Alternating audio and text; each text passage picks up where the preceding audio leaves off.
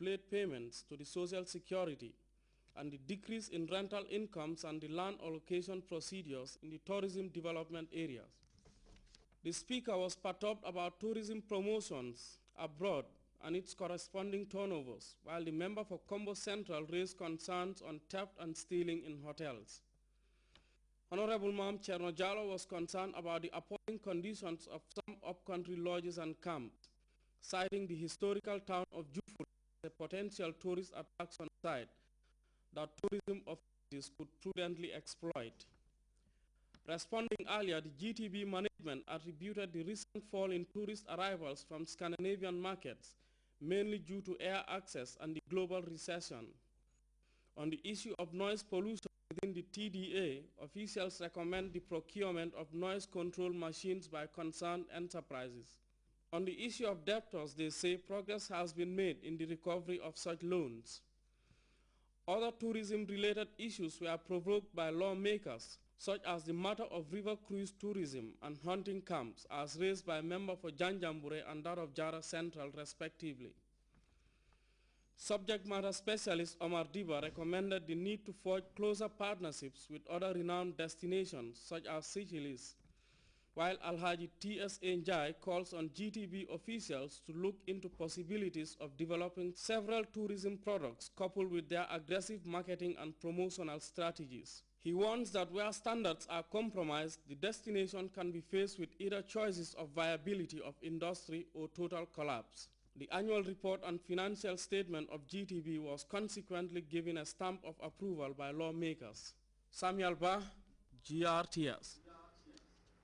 226 Gambian deportees from Libya Wednesday morning arrived in Farafene under the assistance of the International Organization for Migration in collaboration with the Gambia government. The Director General of the Immigration Department, under the directives of the Interior Ministry, dispatched immigration officials from Banjul to team up with other security outfits based in Farafene and its surroundings to receive the deportees and arrange their return to their various destinations in the country. Babukar Senghor has details in this report.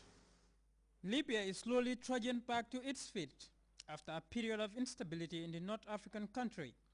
But the rush to partake in the country's reconstruction process is drawing sub-Saharan youths into the country. Among the many migrants are scores of Gambians hoping to make the journey to the Maghreb. Their difficult journey into Libya often leads these young men into a chain of unforeseen situations as Libyan authorities intensify efforts at clamping down on illegal entry into the country. The latest batch of sub-Saharan youths to be thrown out of Libya is this group of 226 Gambian youths, narrating their ordeals upon arrival at the border settlement of Farafenni. Many of the returnees described the manner they were detained by Libyan authorities as part of a renewed effort to rid the North African country of illegal migrants. The journey from the desert fields of Libya to the Gambia via Niger is one littered with risk and at best near fatal adventures. They were harassing people there so badly. Yeah, they took our money from us on the way. Even their police did that. All the bus borders, apart from Senegal, from Mali up to Niger. Authorities in the Gambia have in recent months intensified surveillance to crack down on mass illegal migration of its youths, and on this day the message has been amplified. More than 1 year ago, when the government of the Gambia has evacuated Gambians who were stranded in Libya, they catered for 6 chartered flights who have evacuated Gambians from Libya to the Gambia. So which you can see that the money spent on that is huge. It's more than how many millions of dollars the government has spent on that just to evacuate Gambians to Libya. So I'm just appealing to the general public. The government of the Gambia have no problem for anybody to travel, but they want you to travel genuinely. The journey from the Gambia to North Africa through the vast desert requires huge investment on the side of the youths, as many sacrifice colossal amounts to undertake this chancy journey, something North Bank Region Governor Lamin Queen Jamis says must stop. I was disheartened, greatly disheartened. Disheartened because the hope of any society lies on its young people. And a greater proportion of the people who had been returned are all very young people. This made me greatly disheartened. And at an interpersonal interaction with some of them, I understand that they had encountered a lot of difficulties. And some of them had been propelled into the journey even by the support of some parents. Youths in the region were on hand in providing some needed advice to the returnees. There are a lot of opportunities available in the country. Let them explore these opportunities. Most of these young people are with marketable skills. We want to encourage them to make best use of that skill, those skills to develop the Gambia. The Gambia can be developed like any other country, in the world. It can be developed like any other country. So it's their skills, another person's skills, another person's knowledge that can build the Gambia. But if our human resource base has to all leave the country, for another country, where would we be? Libya might be on the road to recovery, making the country an attractive proposition for many desperate youths from sub-Saharan Africa.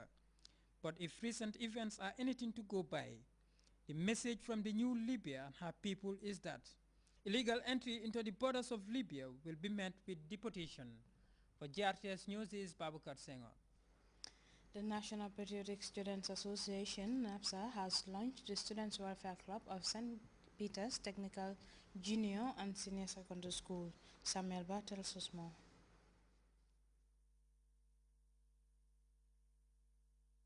Members of the student group NAPSA Saturday joined their colleagues in St. Peter's Technical Junior and Senior Secondary School to launch a new NAPSA Student Welfare Club in the school.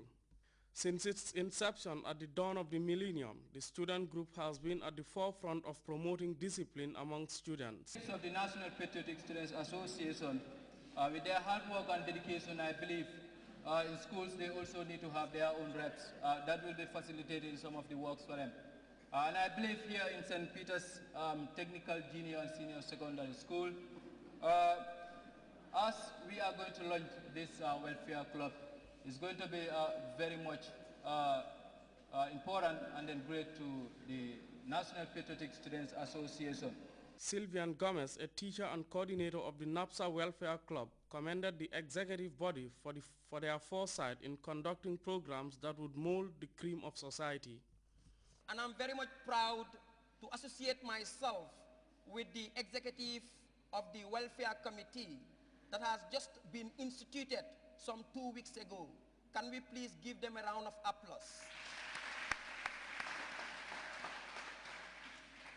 I must therefore congratulate the National Patriotic Students Association, especially those of you that have been very much instrumental in trying to promote, maintain, and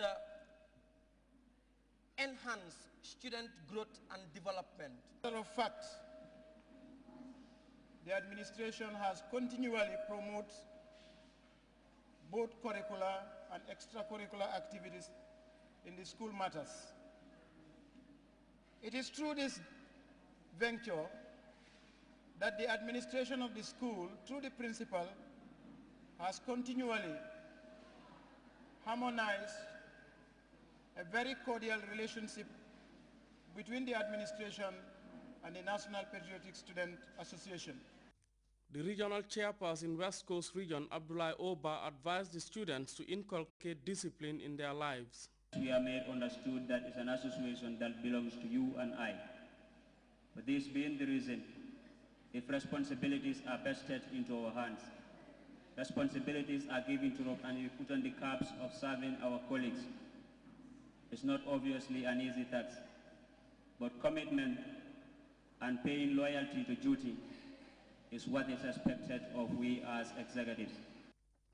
For his part, Usainu Job of the Regional Education Directorate Region 2 urged students as future leaders to make best use of the opportunities available now.